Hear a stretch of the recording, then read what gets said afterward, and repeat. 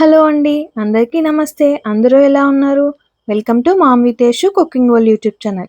Please first time మన వీడియోస్‌ని చూస్తున్న వాళ్ళు సబ్స్క్రైబ్ చేసి ఫాలో చేయండి. ఈరోజు నేనైతే చాలా టేస్టీగా మంచూరియా చేస్తున్నాను. అది కూడా చికెన్ మంచూరియా. అస్సలు లేట్ చేయకుండా చూసేద్దాం. వచ్చేయండి మరి.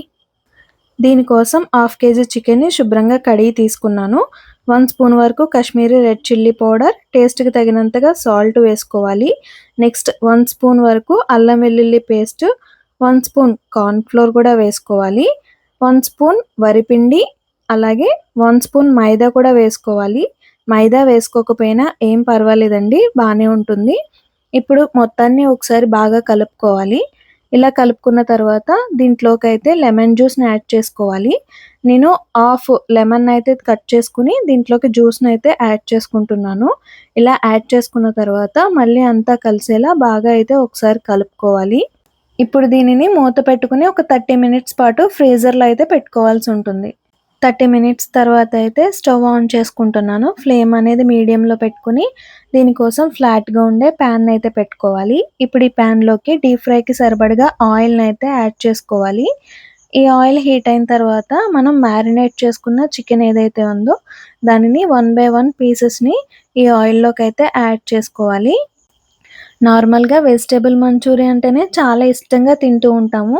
అలాంటిది చికెన్ మంచూరియా అంటే ఇంక అస్సలు లేట్ చేయం కదండీ!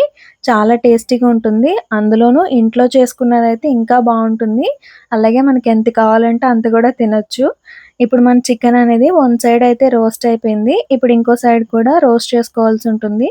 స్లోగా అయితే టర్న్ చేసుకోవాలి. ఈ చికెన్ అనేది చాలా కలర్‌ఫుల్‌గా కనిపిస్తుంది కదా! కాశ్మీరీ రెడ్ చిల్లీ పౌడర్ వల్ల ఇంత కలర్‌ఫుల్‌గా కనిపిస్తుంది. ప్రమోషన్ ఏమో అనుకోకండి, అలాంటిదేం లేదు. యూజ్ చేసినందుకు చెప్పాను.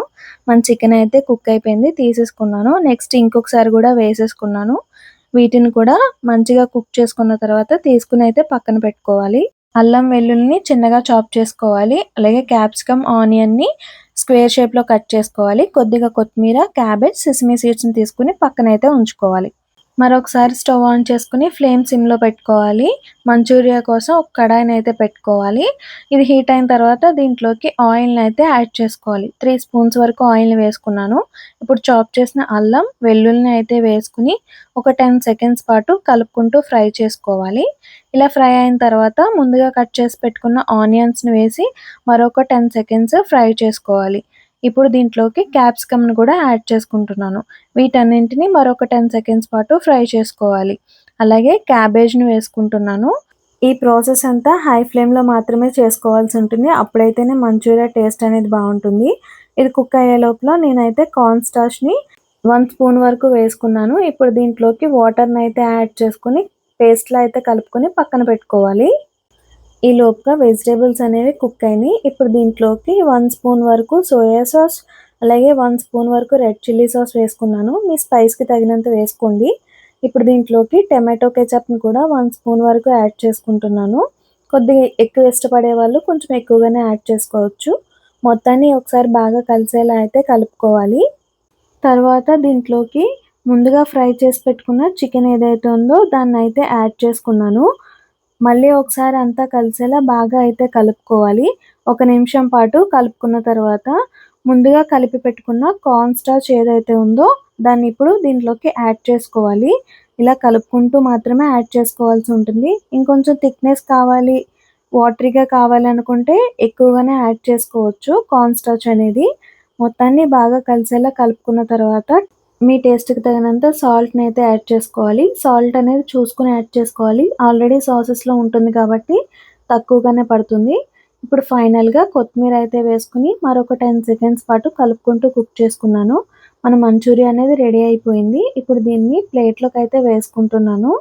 Tasty tasty homemade chicken manchurian అనేది రెడీ అయిపోయింది. ఎటువంటి ఫుడ్ కలర్స్ యూజ్ చేయకుండా నేచురల్ వేలో చేసుకున్నాను.